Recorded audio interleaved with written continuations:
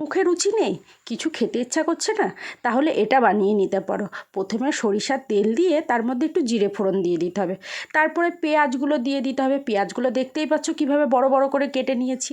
এবার পেঁয়াজটা দিয়ে একটু নাড়াচাড়া করতে হবে, তার মধ্যে দিয়ে দিতে হবে ছোট ছোট করে কেটে রাখা কাঁচা লঙ্কা আর কিছুটা রসুন ছোট্ট ছোট্ট করে কেটে নিয়েছি। তোমরা চাইলে গ্রেট করেও দিতে পারো, থেতো করেও দিতে পারো।